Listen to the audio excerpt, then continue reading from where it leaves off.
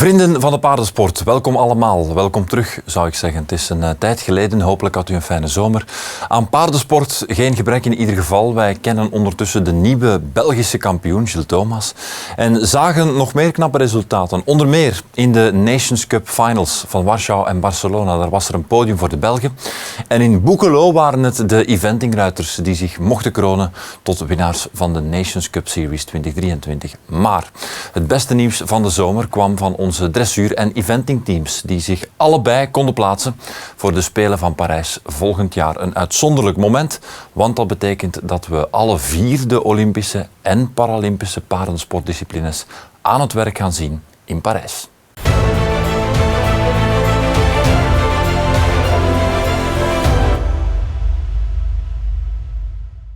Voilà, tot daar de introductie. Wij pikken opnieuw en naar goede gewoonte in met de rankings. We naderen beetje bij beetje het einde van het jaar en dus wordt het voor onze jumpingruiters beetje bij beetje spannender. Want wie zal dit jaar de Henders en Hazelcheck in ontvangst mogen nemen? Zoals het er nu naar uitziet, wordt dat Willem Vermeer, die onder meer dankzij zijn prachtige dubbel-0 score tijdens de Nations Cup finale in Barcelona een mooie sprong heeft gemaakt. Maar amper 50 punten is het verschil met kerstvers Belgisch kampioen Gilles Thomas. En ook Koen Verreken volgt nog op korte afstand. De strijd is met andere woorden nog niet gestreden.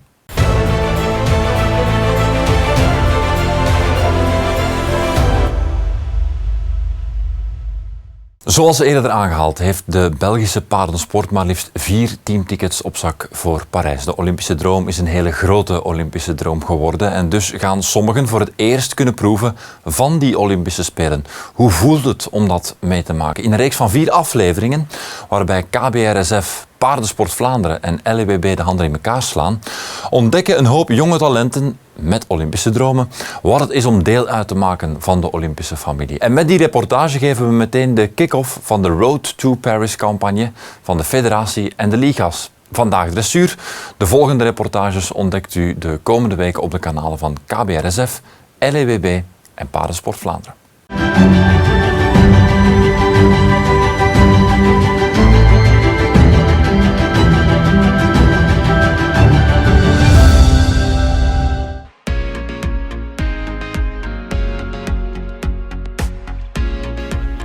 Je pense que c'est la consécration vraiment d'une carrière sportive. Je crois que c'est pas donné à tout le monde, c'est vraiment une chance inouïe de pouvoir y accéder. Participer à ce genre de compétition, c'est un peu, c'est un peu le Graal. C'est ce que je pense tout athlète a envie de pouvoir faire dans sa carrière en tout cas. We kijken wel elke keer waar en in welk jaar de Olympische Spelen plaatsvinden. Dat is zeker iets waar we naartoe zullen leven en waar we heel hard ons best voor doen om daar ooit teamlid van te mogen worden. Ik zou blij zijn, waar het ook is, zou ik blij zijn om te mogen gaan. Dus daar werken we zeker wel gericht naartoe, maar het is een lange weg.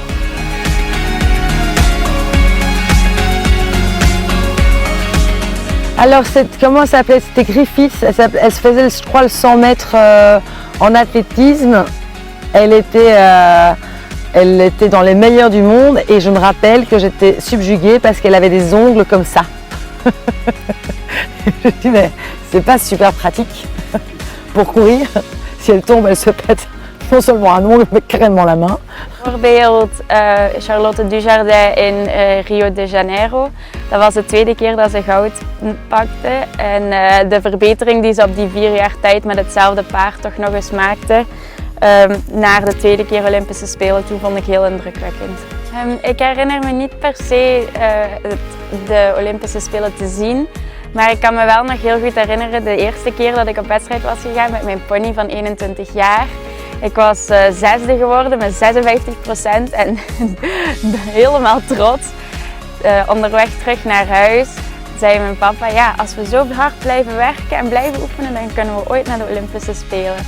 Dat was gewoon, ja, blew my mind, want ik dacht dat alleen kinderen die in China geboren werden en heel hun leven vanaf 0 getraind werden naar de Olympische Spelen kunnen. Dus toen begon die droom wel van wow, zou het echt mogelijk kunnen zijn. Ja, dat was een enorme motivatie. Een prachtige stad. Ik ben er al een paar keer naartoe mogen gaan. Ja, als je dan naar de Olympische Spelen mocht gaan en dan naar zo'n stad, ja, dat moet magisch zijn. Paris, c'est le symbole de la mode, le symbole de la culture française, de la beauté. Paris, c'est une richesse multiple sur plein de choses, plein d'activités. C'est une ville que j'aime visiter, c'est une ville dans laquelle je n'aime pas vivre. Beaucoup trop pour moi. Mais bon, ça ne change rien à la beauté de l'endroit.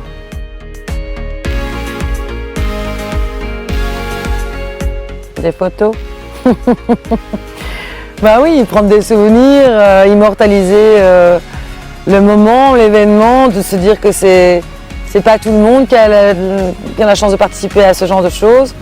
Donc oui, je pense que c'était aller voir les anneaux, parce que ça c'est quand même toujours quelque chose d'assez impressionnant.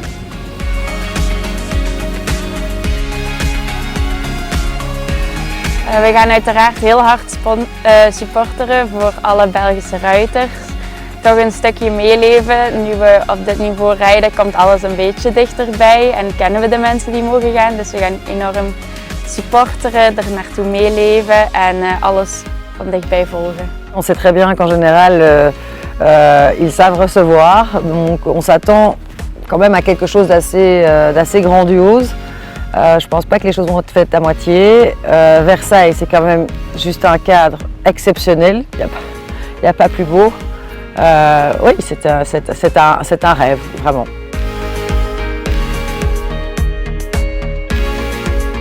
Alors, il faut rester d'abord très posé parce qu'on a ouvert un ticket pour la Belgique. Donc, ce seront les 3 meilleures combinaisons qui auront les places pour partir et il y aura une réserve. Donc ce qu'il faut faire, c'est continuer de la même façon, je pense, que ce que j'ai fait cette année, sortir quand même beaucoup en concours pour avoir de l'expérience, que les chevaux restent un peu, surtout que l'envoi a besoin de rester dans sa routine, c'est un cheval qui aime bien la routine, les garder en bonne santé, ça c'est le plus important bien entendu. Et voilà, les entraîner au niveau cardio, aller balader, faire que les épreuves se passent de façon facile, je dirais physiquement, que ce ne soit pas une épreuve difficile physiquement pour eux, mais justement qui survolent un peu le truc. Et continuer comme ça, et essayer de faire progresser les chevaux encore dans leur niveau. Je pense qu'ils en ont encore plein, tous les deux sous la pédale. Donc voilà, je pense qu'on a du boulot. Wel, zoals ik eerder zei, rijd ik nu nog in de U25-klasse. Ik zal dan de overstap naar senioren moeten maken. We zijn wel van plan om daar een keer van te gaan proeven op nationaal niveau. En wie weet hoe het gaat op internationaal niveau. En dan daarin we natuurlijk weer bewijzen en ons opwerken naar de hogere percentages. Mijn droom is ooit de Olympische Spelen te halen. We zijn natuurlijk wel realistisch en weten dat er nog grote stappen te maken zijn en we hard moeten blijven werken. Maar hopelijk kunnen we ooit dat doel bereiken. Larissa, wat is jouw favoriete herinnering van de Tokyo Olympische Spelen 2021? Laurent, je dirais que le meilleur souvenir que j'ai de Tokyo, c'est rentrer dans ce stade vraiment à la première épreuve et de se dire waouh, c'est mon Dieu, combien de personnes regardent et parce que ça fait peur quand même quand on n'a pas cette expérience-là. On ne fait pas trop les malins. Donc franchement, même si on est très concentré sur son boulot, on se dit mon Dieu, pourvu que je fasse pas une catastrophe, c'est quand même voilà. Puis on est de nouveau vite dans sa bulle. Mais c'est vrai que de me dire waouh, je suis quand même dans le stade olympique, waouh, c'était quelque chose. Alors Laurent, j'ai une question à te poser. Si tu devais choisir parmi tous les chevaux du monde, que ce soit avant ou actuel, quel cheval choisirais-tu pour pouvoir participer aux Jeux Olympiques? Ik denk als ik het dan toch mocht halen, dan zou ik toch het liefst met mijn eigen paard gaan. Ik ben al samen met elkaar sinds dat ik 12 jaar ben. We hebben alles samen geleerd en dat zou het meest dankbaar zijn als je het dan toch zo ver kunt schoppen om het met een paard te doen dat je zelf hebt opgeleid. Er zijn zoveel prachtige paarden in de wereld, maar uiteindelijk gaat het om de band die je met je paard hebt.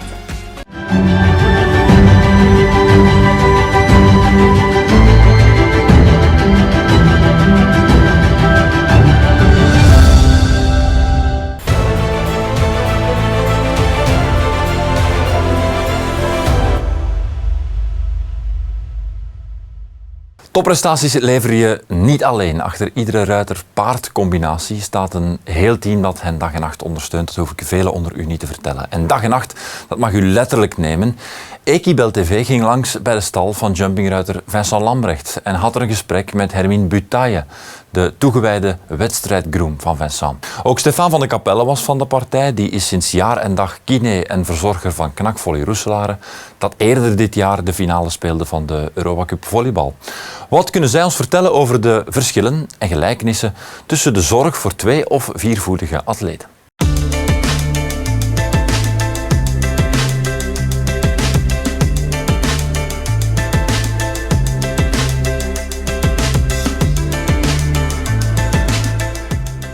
Bonjour, je m'appelle Hermine, je suis française, j'ai 21 ans. Je travaille chez Stoll Lambrecht en tant que groom concours pour Vincent. Bonjour, moi je suis Stéphane van de Capelle, le kiné depuis 13 ans du KNAK Volley Roeselare. Et vous Stéphane, en quoi consiste votre journée? Quelles sont vos tâches quotidiennes?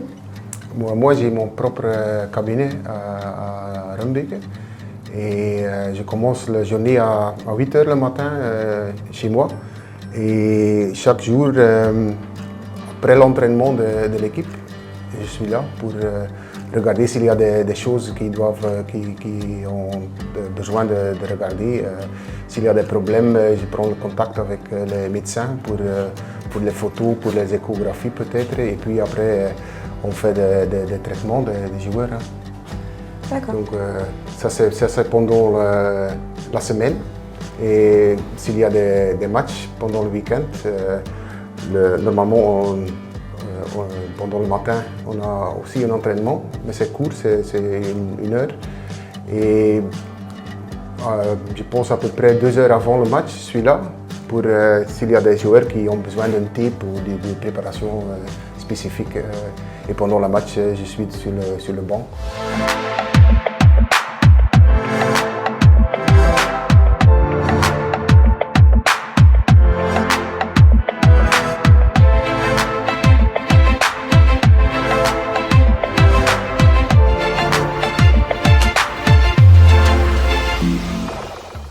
Comment est-ce que vous savez dans quel état physique sont vos joueurs, par exemple les jours avant ou alors au quotidien lors des entraînements et des matchs? Pour ça, on parle beaucoup avec les joueurs, on parle avec l'entraîneur aussi pour voir si lui il a vu quelque chose pendant l'entraînement, qu'il dit que regarde pour lui parce que j'ai vu qu'il touche beaucoup son genou ou son dos et naturellement les joueurs peuvent toujours me contacter pendant la journée pour demander si le matin il sort du lit et ils sentent que quelque chose n'est pas à 100%. Ils peuvent toujours passer chez moi pour regarder avant l'entraînement ou entre les entraînements. Les chevaux, ce qui est différent, c'est que les chevaux ne parlent pas. Voilà. Donc c'est vraiment, on doit vraiment connaître nos chevaux. Plus on passe de temps avec eux, plus on va apprendre à les connaître. Ouais. Et on va aussi savoir, par exemple, lorsqu'on les regarde trotter ou lorsqu'ils sont avec nous, avec leur caractère. Tout ça peut nous montrer comment est un peu notre cheval, s'il va être en forme ou pas ce week-end. Ou comment est-ce qu'il agit avec nous et aussi comment est-ce qu'il bouge, s'il tousse ou quoi que ce soit. En fait, c'est vraiment connaître son cheval et pouvoir détecter les signaux qui peuvent être... Et combien de temps tu travailles avec le même... Parce que chez nous, il y a des joueurs qui restent chez nous pendant 1 année, 2 années, 3 années. On peut déjà tout de suite sentir comment est un peu un cheval. On va sentir un peu son caractère dès qu'on va commencer à s'occuper de lui. Par contre, après, ça peut prendre, je dirais, 1 mois ou plusieurs semaines, voire 1 mois selon les chevaux. Mais en général, c'est au bout de quelques semaines. On ne le connaît pas par cœur, mais on sait déjà un peu quel type de cheval ce sera à s'occuper tous les jours. Et ça prend combien de temps à manipuler un joueur, par exemple au niveau de le manipuler dans le physique, quoi, par exemple son dos.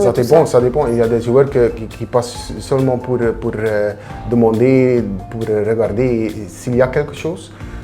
Mais si on doit vraiment traiter les joueurs, ça prend entre 20 minutes ou 2 heures peut-être, ça dépend aux blessures. Est-ce qu'il y a certaines préparations que vous demandez aux joueurs de faire ou comment vous préparez vos joueurs avant un match?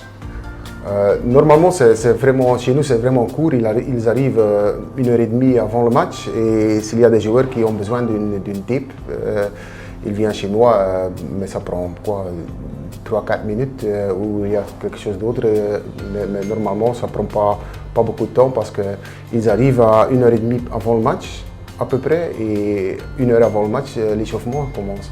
Chez vous c'est un peu la même chose, que tu dois préparer un cheval avant et après il y a des... Oui, par exemple quand on est en compétition, à chaque fois avant qu'ils sautent, on va aller marcher. Aussi l'après-midi, on va aller remarcher. Ouais. On fait bien attention à tout ce qui est soin, par exemple l'état du cheval, l'état des pattes, de comment il sent dans ses muscles, s'il est assez fatigué, assez courbaturé. Et donc après les épreuves, on peut souvent venir masser la nuque, le dos et aussi bien faire attention aux pattes. On peut mettre soit de l'argile, soit il y a des gels spécifiques comme de l'arnica ou alors du gel du tendonite qu'on utilise aussi. Et on va souvent leur mettre des bandes de repos qui vont soutenir les membres pendant la nuit. Ok. Donc l'échauffement, c'est toi qui fais ça? L'échauffement, la plupart du temps, c'est Vincent. Donc avant de monter, pour l'échauffer le cheval aux 3 allures. Mais par contre, certains chevaux nécessitent une longe avant, que ce soit pour leurs muscles ou alors juste parce qu'ils peuvent être un peu plus sanguins, un peu plus chauds. Alors, il y a une grande différence entre travailler ici à Sint-Louis-Winkel ou pendant une compétition quand tu es à un autre endroit? Oui, il y a quand même une grande différence. Ici, lorsque on est aux écuries, on a des horaires qui sont assez fixes et on sait les tâches sont souvent les mêmes et assez répétitives. Par contre, lorsqu'on est en compétition, tout va dépendre de là où on va, des horaires, des épreuves et aussi ça va dépendre du nombre de chevaux, de quels chevaux on a. Tout peut changer. C'est sûr, si c'est un cheval avec lequel on a beaucoup travaillé et pendant plus de temps que les autres, c'est toujours un peu difficile lorsqu'ils s'en vont. Parce que pour nous, on passe vraiment beaucoup de temps avec eux. C'est vraiment une très grosse partie de notre vie, voire presque toute notre vie. Et donc quand l'un d'eux s'en va et qu'on a passé beaucoup de temps avec eux à faire beaucoup de choses, aussi si on a eu des résultats avec eux, ça fait toujours vraiment mal au cœur quand ils s'en vont. Et tu ne peux pas parler, hein? Non. Là, on peut prendre des nouvelles, on peut se renseigner aussi sur leurs résultats, mais c'est sûr que ce sera quand il s'en va, c'est fini. Tu suis encore des chevaux qui sont partis? Certains chevaux dont je me suis occupée pendant plusieurs années. Oui, mais après c'est vrai que les chevaux ici changent beaucoup, donc c'est vraiment les chevaux auxquels moi je me suis attachée au long terme. Et est-ce que tu sens une certaine émotion chez un cheval quand il part Les chevaux ont vraiment l'habitude de voyager pour aller en compétition, donc c'est vrai qu'au moment où certains chevaux peuvent être très stressés, certains chevaux le sentent quand ils s'en vont, mais la plupart du temps, ils pensent juste qu'on va juste à un autre endroit. Voilà, c'est ça. Voilà. Si c'est à partir du moment où si c'est nous ou pas qui le mettons dans le camion, ça peut aussi les faire un peu se rendre compte, mais la plupart du temps, vraiment, ils sont tellement habitués à voyager qu'ils vont dans le camion et ils pensent juste qu'on va à une autre compétition.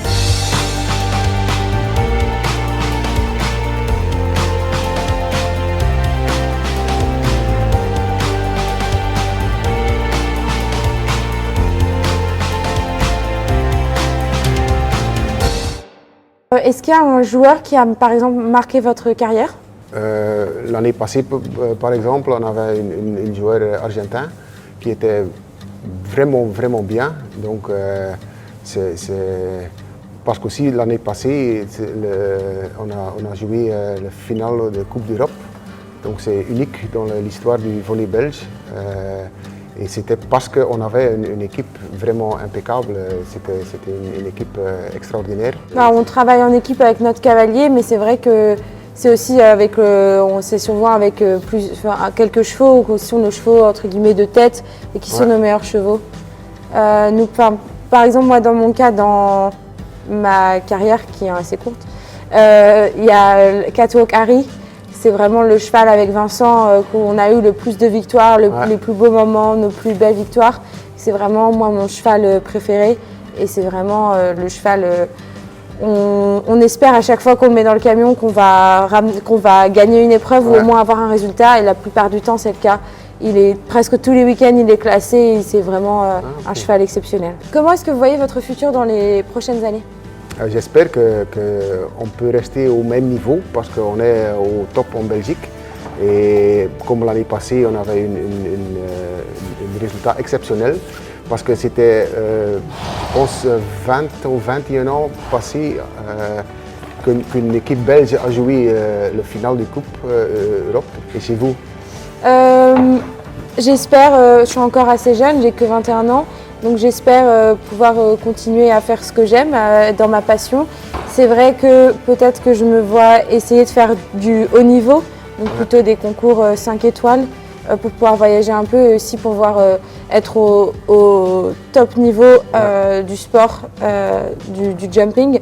Maintenant, pour l'instant, continuer à faire ce que j'aime tous les jours. Merci beaucoup d'être venu jusqu'à nous. Merci beaucoup pour cet échange qui a été assez instructif pour moi, pour un autre sport, voir aussi comment ça se passe. Merci beaucoup. Merci. Et bonne soirée. À bientôt.